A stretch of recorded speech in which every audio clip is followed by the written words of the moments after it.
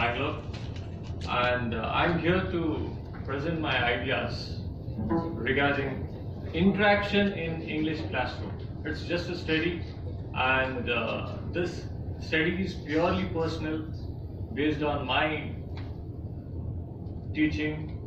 I've been teaching for past 7 years, and I did apply things which worked, which failed, and I'm here to share creative ideas as well as few methods which would be helpful for everybody, right?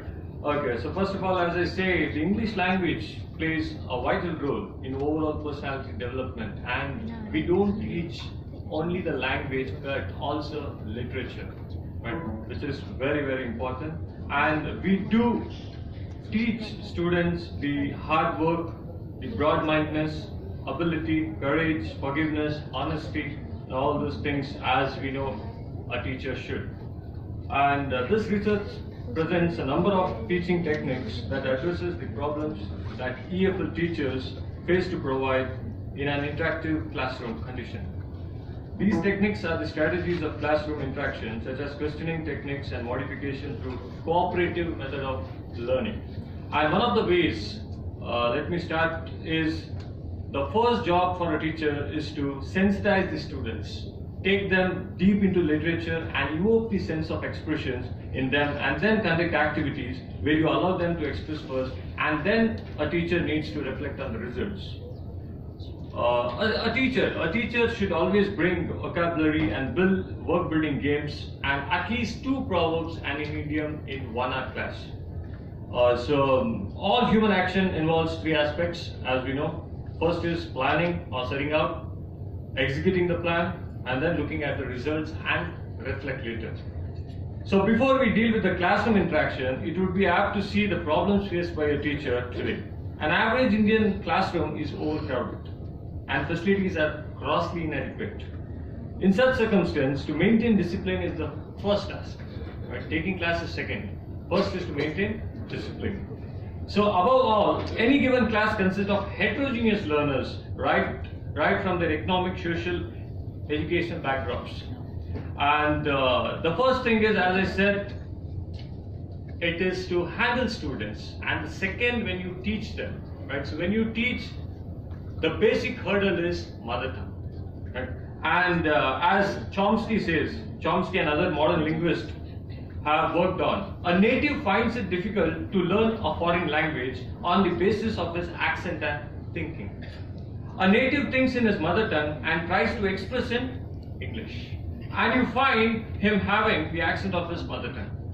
One should think in English and express in English so that the accent and the content is clear. Conducting exercises on this can really help students in improvising the language and communication skills.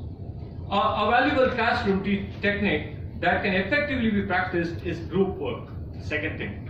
So the second thing is group work. A teacher can give an interesting topic of student interest. It could be any topic which students are into, right? And divide the class into 5 or more groups and let students to discuss and come out with new ideas and subjects. According to Palani, seeing each other as source is vital for group dynamics to prosper. Group work stimulates group members to talk in a target language. And I have noted down six important skills which should be done before we start up a text, especially literature.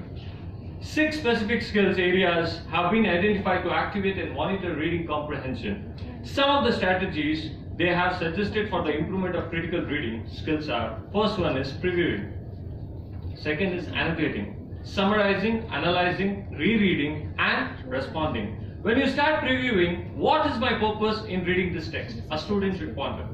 What does the title tell me? Who is the author? What do I know about his or her stance on the issue or on the topic? How is the text structured?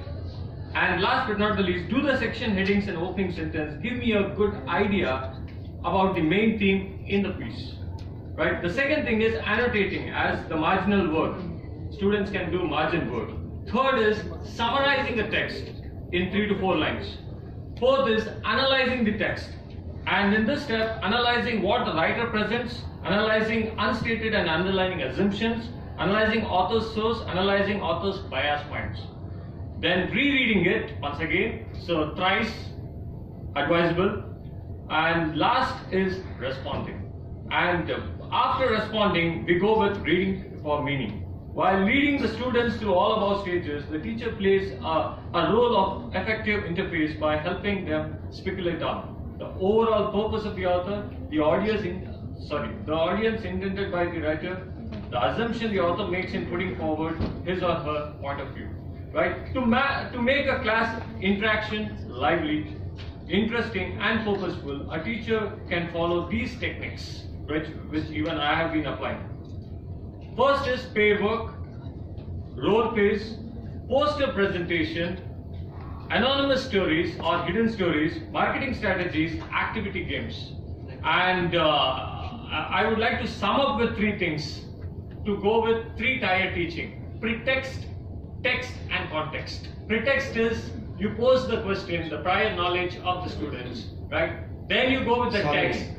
Yes, sir, that's it. And finally, the context, relating the text to the context, the contemporary world. So to conclude, these guidelines can help teachers to become more exploratory in their interactions with students of varying language skills, intellectual levels and dispositions. They can serve as a challenge, especially to preserve and novice teachers who can expect to have ELLs in their classrooms.